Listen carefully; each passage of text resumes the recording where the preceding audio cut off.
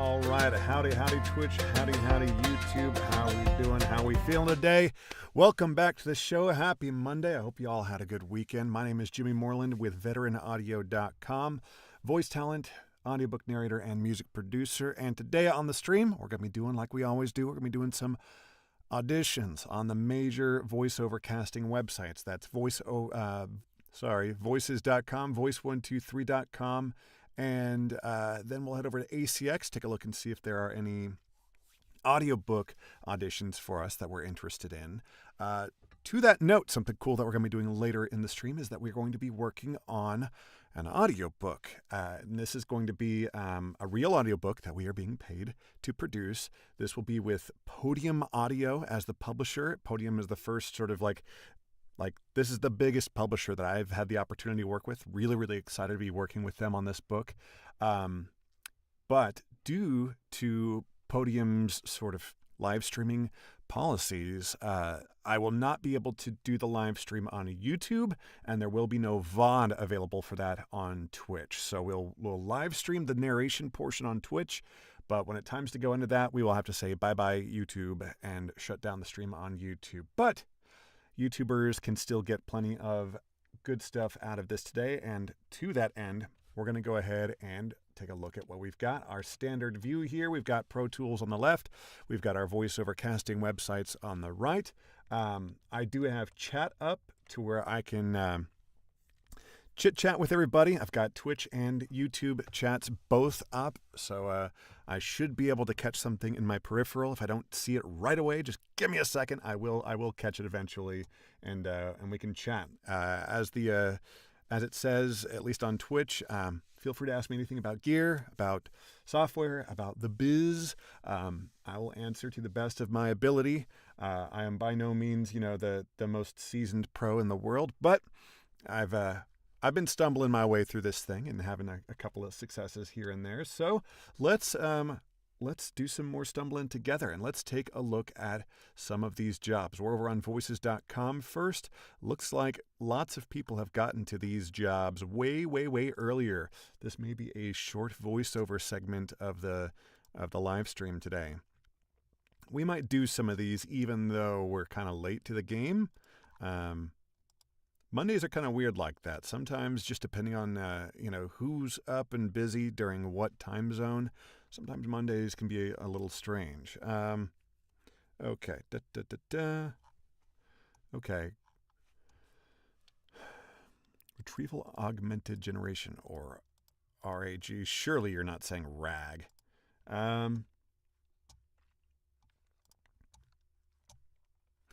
Do they say? So this is a bummer. Like, if you've got, all right, dear clients, dear every client out there, if you've got, especially if it's the product name,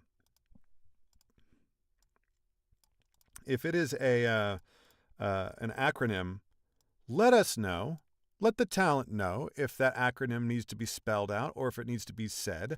Like, is this RAG? Do you really want your product or service to be called RAG? Do you? If so, then, okay. It's a bold move. And then and just as a general, LLMs, I know that that's a language learning model. And I suppose maybe the end client, the end viewer who's going to be watching a video like this, maybe they also know that an LLM is a language, a large language model. Even that, I thought there was an extra L in there. I thought it was a large language learning model. See, I don't even know. It's just the RAG thing that's got me all messed up. Graph RAG or Graph RAG, because up here when the way you introduce this. Retrieval Augmented Generation, or RAG, using vector search has emerged as an industry standard for pairing large language models. Okay, so it does spell it out. Large language models with external data sources to generate better responses. When you introduce it like this, that makes me think it's RAG. But then when it's here, is this Graph RAG or is this Graph RAG? I don't know. I'm going to pass on this. I'm going to pass on it. Sometimes for the sake of your sanity, you gotta pick and choose your battles. Here we're only at 90%, again, because it's the instructor role. It's always very annoying that we keep seeing this. It's an award show. Why are you choosing instructor as the role if it's an award show? Makes no sense. And then why is the category online ad? Really don't understand what's going on. All right. Nightmare's Tale. Budget, $5,000. Let's see what's going on here. So it's a managed services policy or project. So that means there's a dedicated team over at voices.com who handles jobs for clients like this. Interesting. Long session. Coming up very soon. This is a quick turnaround. So you're reading a ghost story. Play like Uncle Fester, Gomez, or Morticia Adams. Interesting. Word count's only 800. So I would assume this is either for a show or a video game, maybe. Yeah, here we go. The Scare Factor game. There once was a haunted house full of spooky ghosts and a reluctant hero named Mortimer who was invited to investigate. This is his story. At his disposal is a powerful staff, the Abominator. When he shines his light on a ghost, he can startle it and capture it. While the ghosts in the house are spooky, they're also pretty kooky. Some are experts at hiding, but Mortimer is equipped to seek them out in the Scare Factor game. The Scare Factory game. That's what it is. The Scare Factory, which is a game. The Scare Factory game. Releasing on Mac and PC, January 2025. Okay. Interesting. I mean, so, like, look at these specs. Ghost story, spooky, playful, silly. Please read the script 3 times with the notes below. No. I'm not going to do that. Like, I get that you've got a high budget. That's great and everything, but you don't need 3 full reads of a script that's already approaching a minute to make a decision. I just don't have a lot of patience today. I just don't.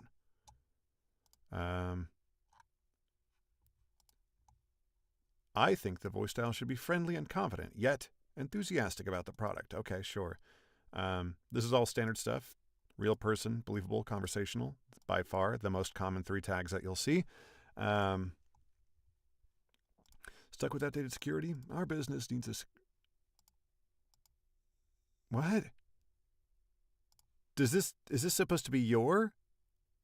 Because this stuck with outdated security, question mark. That implies a rhetorical question, which implies a second person framing. You're talking to someone. Are you stuck with outdated security? And then this next sentence, our business, that's first person collective. Our business needs a secure camera system. So I think this has to be your.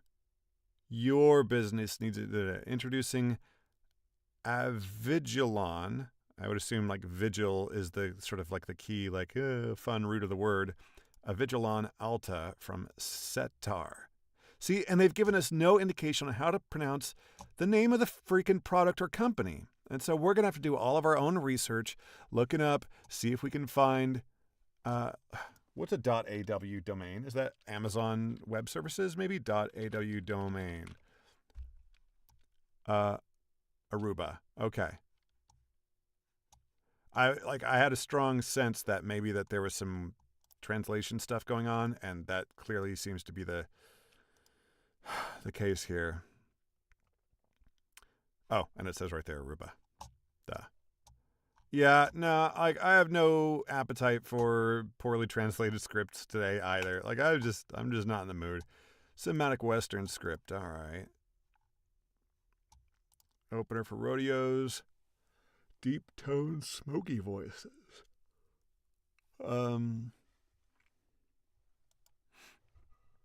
Let's take a look at this.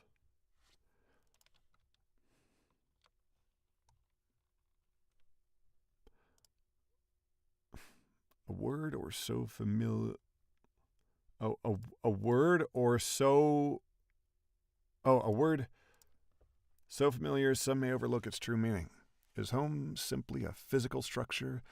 Is home only a state of mind? What meaning does the word have to you? To use it to us, its meaning is profound. In the heart of the American West, where the spirit of the frontier still thrives, lies a place like no other. A place where dust and dreams intertwine. A place where real magic happens every day. For generations, rodeos have been more than just competitions. They're a way of life, a testament to the grit and determination of those who call this land home. Here, amidst the roar of the crowd and the thunder of hooves, strangers become neighbors, and neighbors become family. Because in the world of rodeo, everyone belongs. Let's take a look here. I'm only at 90%. There's 40 responses already in. Budget's 200. It's because they picked the movie trailers category. I do not have a movie trailers demo. That'll be why I'm only at 90%.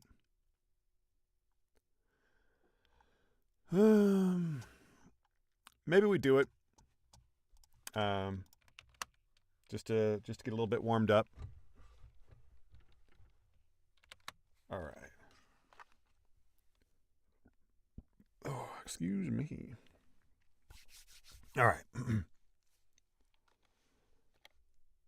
Home. A word so familiar some may... Home. A word so familiar some may overlook its true meaning. Is home simply a physical structure? Is home only a state of mind? What meaning does the word have to you? To us, its meaning is profound. In the heart of the American West, where the spirit of the frontier still thrives, lies a place like no other. A place where dust and dreams intertwine. A place where real magic happens every day. For generations, rodeos have been more than just competitions. They're a way of life. A testament to the grit and determination of those who call this land home. Here, amidst the roar of the crowd and the thunder of hooves, strangers become neighbors, and neighbors become family. Because in the world of rodeo, everyone belongs. All right, that's over a minute. And we read it without any need for punch and roll edits. So that there is the extent of our edit. Oh, come on now. There we go. And turn on our D-click and bounce this out. Let's take a look. This is 24 opening, sure. Holy shit. Reply. Here we go. This is in auditions. There we go. There we go. Get the next track ready to go. And submit that one there. Chad Kroger sound alike? Oh, God. Already has 5 responses.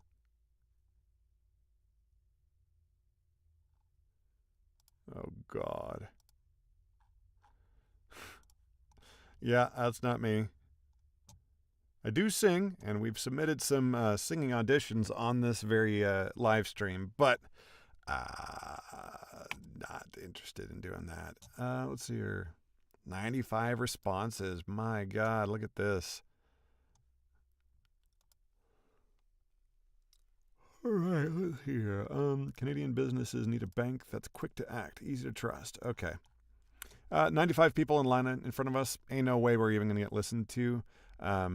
This one, they're already deciding, it says. Unfortunately, because the voices.com interface is what it is, we cannot archive this. We can't get this off of our feed. There's nothing we can do. So that sucks. So we just have to stare at this job that we're not even going to submit for.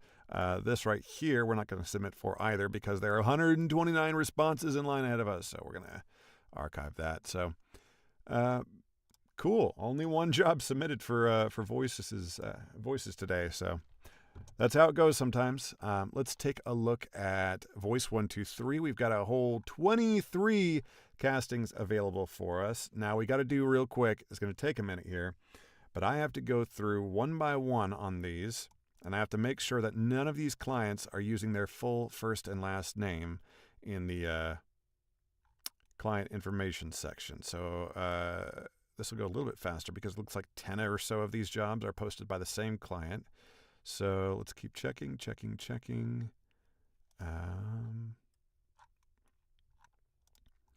Just a few more here. And last 3 here. 1, 2, and 3. Okay. No one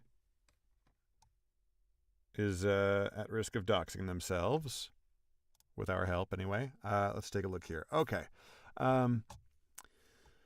So first thing that we'd like to do to clear out jobs that we know what we're not going to do is we look at these two numbers here. We'll scroll in a little bit here. We've got a 63 and a 50 here. This means that this client has requested to receive 50 proposals or auditions. That's what they call them on Voice123. So that means they are already over their limit. They've received more proposals than they requested in the first place. So our chances of being heard by this client are virtually non-existent. So we clear that out. We're not going to waste our time. Likewise here, 44 out of 40. And basically anytime we see that, the first number bigger than the second number, we are going to clear that out. It looks like a lot of our voiceover colleagues were busy this weekend. And so we're going to be passing on a great deal of these. Now, I've got 1, 2, 3, 4, 5, 6, 7, 8, 9, I think 10, 11 on the other page. I think like 10 or 11 jobs all posted by this one client. So let's get a taste of what this client is posting. We're going to look at like the budget, the usage, the script itself, and see what on earth this is all about. Okay. Multiplayer game, publisher, SQEX. My gamers out there will know that that means Square Enix. So that's pretty cool. And it says right here, published by Square Enix.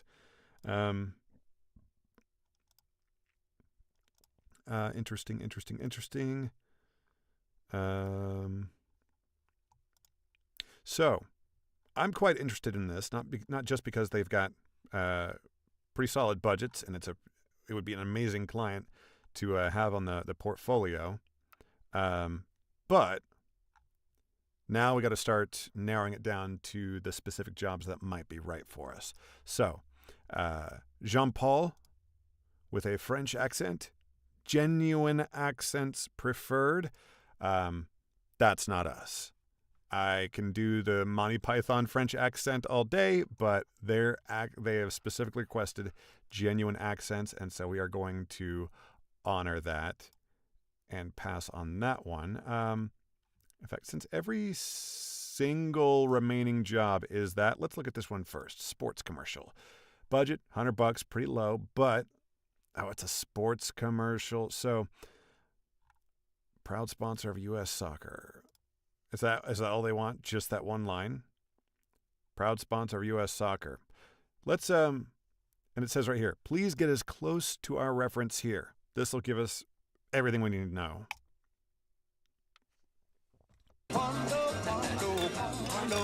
Michelob Ultra, superior light beer. Okay, that's the reference. They want something exceedingly close. That particular voice talent on that spot, I don't know for sure, but I'm pretty sure that is a black man, and I'm not going to try to put on a voice to try to match that. So we're going to pass on that commercial. Okay, let's keep looking through these Square Enix jobs and see if we can find one that fits us. With Central American accent, genuine accents preferred. So obviously we're going to pass on that. prisoner. Let's take a look here. Spanish accent, genuine accents preferred. So clearly, like they're putting together an international cast here. Pretty cool. Portuguese accent, genuine preferred. So maybe we'll get lucky, and one of these will be good for us. They're looking not just French, but a Madagascar accent. This is cool. I'm gonna have to check this game out. In fact, maybe I'll do that in a new tab. Tactic Studios, Square Enix. I spelt it wrong, but it looks like we've got it here. Tactic Ogre. Let's see here. We've got a Twitter account. Oh God, please, can we just skip this? Jesus, Twitter, like, absolutely get bent. Japanese accent, genuine preferred. Okay. So this is great. Like, this client is saving all of us talent a whole lot of work and heartache and embarrassment by providing notes English with African accent, genuine accents preferred. Like, that is excellent to see. It's excellent to see just from a direction standpoint, and to let us know what isn't right for us as talent. Mexican American accent, genuine accents preferred. But it's also great just to see a client who cares. Japanese accent, who cares about authenticity. Looks like this one is potentially available for us. And you can see also that there are more people who have submitted auditions for that one, so that makes sense. So that makes me think that this one, only 3 out of 25, is probably another tough Argentine accent. And then the role of the CEO. They're looking for a genuine Irish accent. But they have not... or do they? So, Ireland, it's not the biggest country out there, but there are many accents within the nation of the Republic of Ireland. There are 2 nations on the island. There's some diversity within the Irish accent. So I'd be curious if they have a preference. Do they want Dublin? Do they want Cork? Do they want Belfast? If they're talking about Northern Irish, do they want, do they want the soft feathery T's, or do they want something a little bit different? I don't know. I'm sure my Irish friends out there would be able to read this bio and sort of come up with an idea of the kind of accent that would be most fitting for this. But that one's not for us, so we're going to pass on it. But this one, let's take a look at this one. Handyman. Male, 28, laid back, friendly. Gary, grew up poor, raised by a single father. Okay. Too poor. So, I get a sense that, just in my experience, having handyman around, I get a sense of the working class type of accent that might come into play here. So, let's take a look at these lines here and see how I can see that. Wait, winning? Bro, let's try to have some fun, all right? Dude, like, what the heck? Dude, what the heck? You can't do that. Uh-oh, really not good. I better stop him. Sorry, bud. Them's the rules. All right, let's have some fun here. I don't do a lot of animation or video game work, but I do play a lot of games, and that makes me as qualified as anybody to do this, right? All right. And they do say specifically up here, I saw it. I swear I saw it. Maybe it was on a different job. maybe it was on a different job.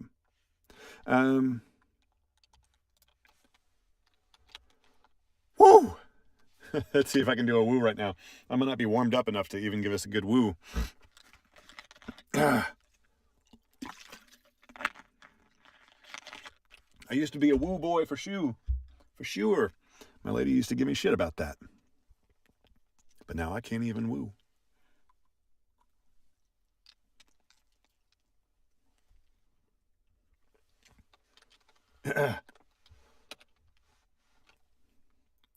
Woo!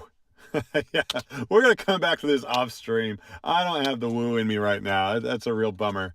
I just don't have the falsetto on me right now. I got to do some more work before I can get there. Let's take a look at ACX right now, the Audiobook Creation Exchange. We've got a lot going on in the audiobook world right now, so we may not be actually doing any auditions today because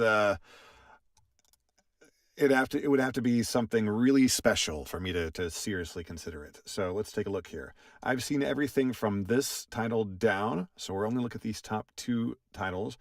Obviously, wait, did they introduce a new category? Did they finally introduce... Wait. Oh my God, is this a new accent? They've put Black or African American as an accent filter. And I'm sure there's all sorts of reasons why that could be potentially problematic, but for the purpose of talent being able to quickly self-select out of something, it is great. Like, there are all kinds of books on this website that are not meant for talent that looks like me. And like in the past, authors have had to use like all kinds of secret code words to sort of like get the hint across to people who might be less than perceptive to just how obvious a project might be not for them. Just looking at the title here, Getting to Know Muhammad, like, this is not for me. But they specifically are able to tag the Black or African American accent, which is, I think that is new. I have never noticed it before. They've got British broken down into every neighborhood. American is still only broken down into, what is this, 7? 7. General. Boston gets its own. New York gets its own. And then it's just Midwest. Urban. That used to be the code word for Black or African American is urban. Like, if that's not what you mean, then what the hell does urban mean? There is no like monolithic American urban accent. It doesn't exist. Just like there really is no monolithic Black or African American accent in the United States. But it's useful for self-sorting for talent. So we're not out here being prescriptive linguists who are saying this is this way and this is that way. This is just a tool, a simple filter to help talent self-sort. So I think that's great. I think that's good news. Let's take a look here to see if Captain would be right for us. Let's see here about this title. So Catherine is the key character. So this has got to be a dual narration. It's just got to be. Like, if Catherine is the main character, why the hell? Monitor is the male character name? Monitor. Okay. So Oh God, this is like futuristic romance. Monitor is 36'6'2", and a Spec Ops Marine who wants nothing to do with women. Or maybe it's not futuristics. I had seen like Space Ops for some reason. Okay. I mean, I'm not interested in doing this. Like, romance is not something I've ever been booked for before. I don't have a romance narrating partner, and it's just really not something that's ever interested me at all. But to be frank, sci-fi was never like a primary interest for me. Like, it wasn't something that I had frequently picked up to read for leisure throughout my life. Like, I read the Dune series and a few other sci-fi things, but it wasn't like I was all about fantasy. Like, I wanted, if there was a dragon on the cover, I was in. But nowadays, 90% of what I get hired for audiobooks is sci-fi. And I've grown to really love and appreciate it. There's a lot of cool stuff in there. But romance, yeah, that's not for me. I have a hard enough time narrating romantic scenes in my sci-fi novels. So we're going to be passing on that. And that means that that's it for auditions today. Now, as I mentioned at the beginning of the stream, we are going to go into some audiobook work. However, my friends at Podium Audio, who is the publisher for this title that we're going to be doing, have some rules about live streaming any of the production on their stuff. And basically the rules, the bottom line is that YouTube is a no-no, and I can do it on Twitch, but I can't have it save the VODs. So we're going to shut down the YouTube stream. I think we're going to briefly shut down the Twitch stream, and we're going to come back later once we've sorted some things out. And then we'll get to work on Twitch only. So if you're watching on YouTube and you're like, oh, what's going on? We're going to be narrating this audiobook. I can share a little bit about the audiobook. Let's see here. Maybe it's already for sale on Amazon. Let's take a look. Let's see here. Final engagement. Isant. Here it is. The book title is, I'll just make this big here. Final Engagement, A Marine's Last Mission and the Surrender of Afghanistan. So, this author, Christopher Isant, he was a Marine officer, and he was in a very similar part of Afghanistan that I was in, almost at the exact same time. And in fact, there may have been a few weeks of overlap. So it's not impossible that we have laid eyes on each other in a totally different life in a totally different part of the world. There's definitely a chance. And in fact, some of the photos that are in this book, just the scenery is a bit familiar for sure. But he was definitely, you can see as the description here says, he was in Helmand province. That's in the southern part of Afghanistan. He got there in late 2012, and that's about when I was leaving town. But it's for the most part, it's a pretty straightforward, factual recounting of his time in Afghanistan. He had a pretty interesting and unique job. He was a combat advisor. So it wasn't like he was just, an infantry officer just leading patrols. He was out there working with the Afghan National Police, in particular the Afghan border police, who were out there on the south side, being the Pakistan border. So he was trying to get them self-sufficient so that they could continue their operations without American or coalition support, to where they could police the border, stop the flow of drugs and weapons and explosives and people across the border, and stand up to the Taliban. And during that time, the 2012, 2013, 2014 timeframe is when a lot of the planned drawdown action was going on. They were closing forward operating bases and combat outposts. And so we were just de facto ceding a lot of territory back to the Taliban.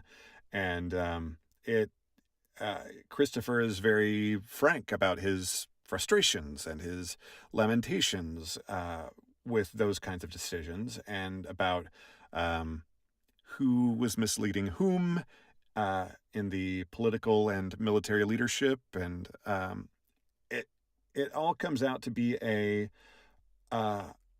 really sober look at that time in the war. And as someone who was there and saw a lot of the things that he talks about in this book, I agree with pretty much every assessment. And there's nothing. I've said before, I don't want to get political on this stream. We do read some political ads from time to time, because that's part of being a voice actor. That's a whole genre that's available to you. But I will say that in the past, I've read memoirs written by people where they talk a great deal about their service, and then it seems they just take all of that and come to all the wrong conclusions. And they come to like really overtly political conclusions that to me make no sense based on the life experience that they've just spent 200 pages describing. Christopher does no such thing. He doesn't come to any big, broad political conclusions. In fact, if anything, it's pretty explicitly like even keeled and down the center, if you will.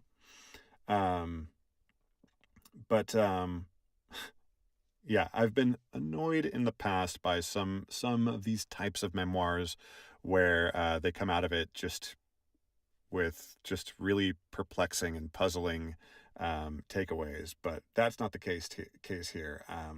It's extremely well written, well sourced. It's like full of footnotes.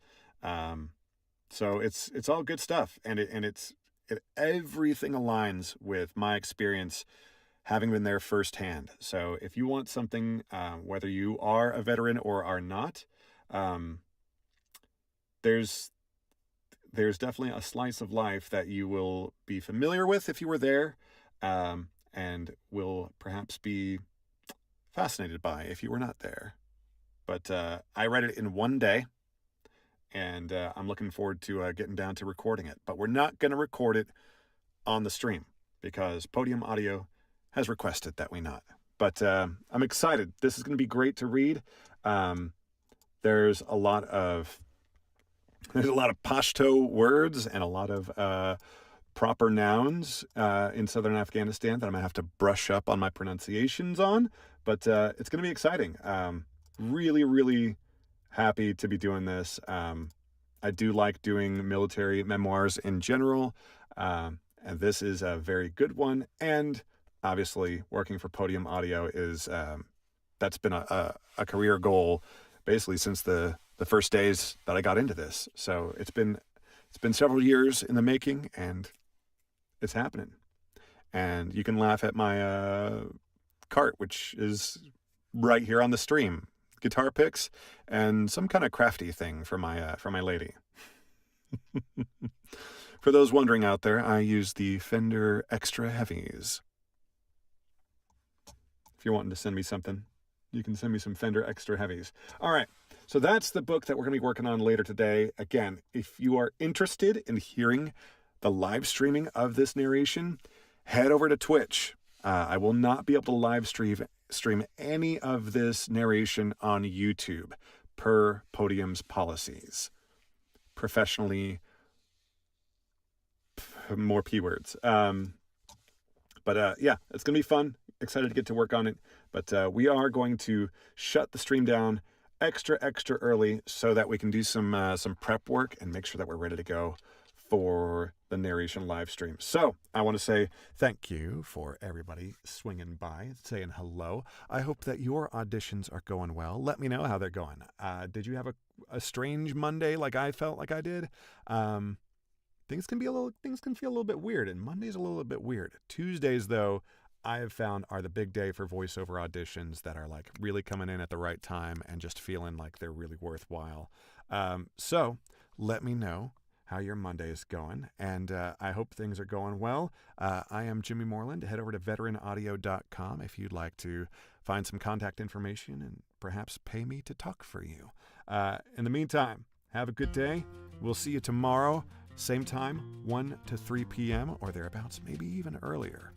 And we'll do it all over again. All right?